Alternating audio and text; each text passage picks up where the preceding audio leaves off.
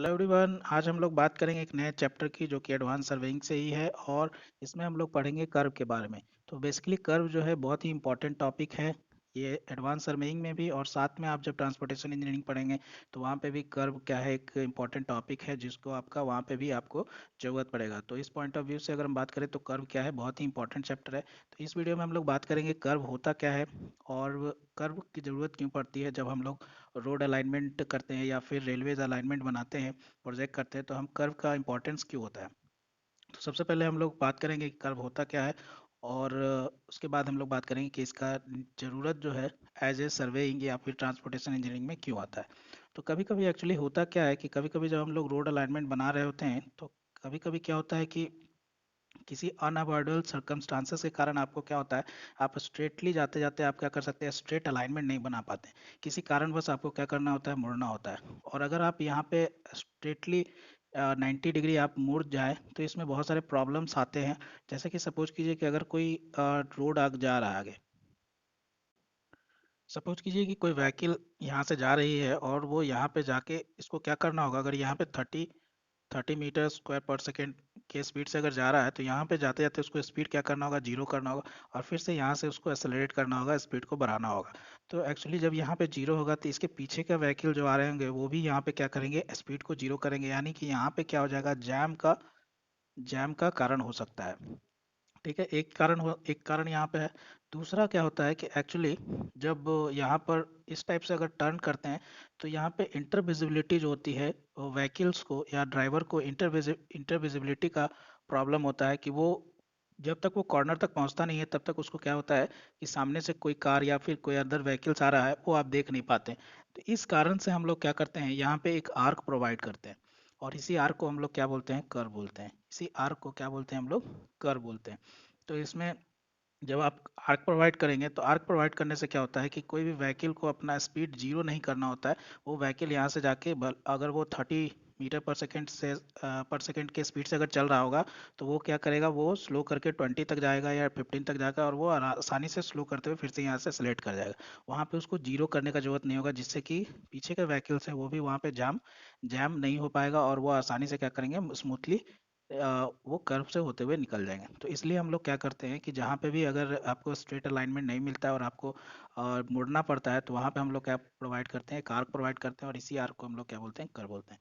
तो होपफुली आप लोग को समझ में आया होगा, या लैंग्वेज से भी हम लोग एक बार देख सकते हैं। During the survey of alignment of project involving road and railways, the direction of lines में change due to some unavoidable circumstances. तो जैसा कि हम लोग बोले कि अगर हम कोई रोड क्या रेलवे का प्रोजेक्ट करते रहते हैं तो उसमें क्या होता है कि हम स्ट्रेट लाइन में जाते रहते हैं, बट जब हमें स्ट्रेट लाइन पूरा अलाइनमेंट नहीं मिलता है तो हमको किसी कारण से हमको क्या करना पड़ता है, मुड़ना पड़ता है।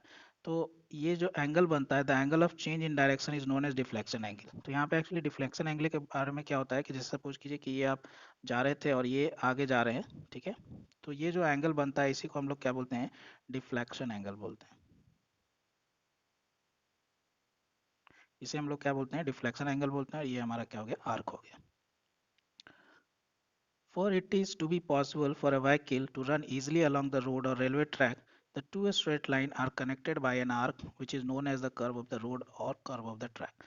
So obviously वही हम लोग बोल रहे थे यहाँ पे कि क्या होता है एक्चुअली जब आपका व्हीकल अगर मूव कर रहा है स्ट्रेट, तो उसको आगे जाके क्या करना होता है, अगर वो इजीली उसको अगर क्या करना होगा, दूसरे पाथ में कनेक्ट होना होगा, तो उसको क्या करते हैं हम लोग, एक आर्क प्रोवाइड करते हैं ताकि वो ड्राइवर जो है स्मूथली क्या कर सके, वो स्ट्रेट लाइन को पार कर सके। तो उसी को हम लोग क्या बोलते हैं, उस आर्क को हम लोग क्या बोलते हैं, कर्व बोलते हैं। जैसे कि आप यहाँ पे देख सकते हैं कि यहाँ पे ये जो है एक लाइन है, और यहाँ से क्या गया है, आपका व्हीकल गया था और यहाँ से आपको टर्न होना है। तो ये एंगल क्या हो जाएगा, यहाँ पे डिफ्लेक्शन एंगल हो जाता है। और ये जो आर्क जो हम लोग प्रोवाइड करते हैं between the two straight line is known as curve. Okay, next हम लोग बात करेंगे need of providing the curve. आखिर हम लोग ये प्रोवाइड क्यों करते हैं, जरूरत क्यों है कर्व का। तो इसमें सबसे पहला है to bring out the gradual change in direction of motion.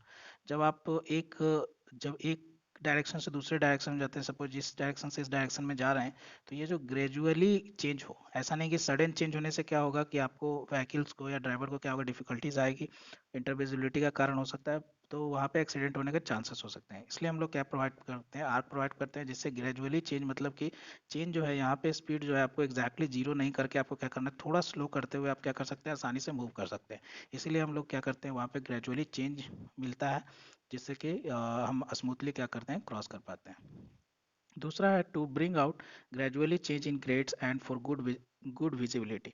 So grade means क्या होता है कि सपोज कि जब आप मूव करते हैं तो हम लोग यहाँ पे क्या करते हैं, ग्रेड जो भी होता है उसको हम लोग क्या करते हैं, स्लोली डाउन करते हैं, जिससे कि जो ड्राइवर होता है वो स्मूथ फील करता है और वहाँ से क्या होता है, आसानी से मूव करके निकल जाता है। दूसरा चीज़ क्या होता है कि अगर आप अगर स्ट्रेट लाइन रखते हैं तो यहाँ पे आने के बाद ही क्या होता है, ड्राइवर को इधर का चीज़ें दिख पाती, जबकि यहाँ पे जब आर्क प्रोवाइड करते हैं तो वो बहुत पहले ही यहाँ पे ही उसको क्या पता चल जाएगा कि कोई गाड़ी आ रही है या जा रही है। तो यहाँ पे विजिबिलिटी भी क्या होता है, इससे उसको विजिबिलिटी भी क्लियर होता है आर्क के कारण। नेक्स्ट है to alert the driver so that he may not fall asleep। तो एक्चुअली अगर आपका स्ट्रेट लाइन नहीं होगा तो आर्क होगा, तो वो क्या होता है, एक अलर्ट टाइप का भी काम करता है, जिससे कि ड्राइवर क्या हो, वो सो नहीं पाता है। टू ले आउट द कैनल अलाइनमेंट, ये एक्चुअली आपका कैनल अलाइनमेंट के लिए भी क्या होता है, हेल्पफुल होता है। दूसरा, to control erosion bank by thrust of flowing water canal, तो ये कंट्रोल करता है इरोजन को भी, bank of thrust of the flowing water canal. So जब हम लोग अगर स्ट्रेट टू स्ट्रेट करेंगे तो उसमें जो होता है आपका जो फ्लो होता है, फ्लो के कारण क्या होता है, इरोजन होने के चांसेस होते हैं। जो उस बैंक मतलब जो किनारा होता है उसका इरोजन होने का मतलब कि वो मिट्टी कट के बहने का चांसेस होता है, तो उसको भी फ्लो को कंट्रोल करता है अगर आप वहाँ पे क्या प्रोवाइड करें, आर्क प्रोवाइड करें इंस्टीड ऑफ स्ट्रेट लाइन। तो ये था आपका first introduction of curve and why we need a curve in a railway or roadways alignment. Okay, thank you.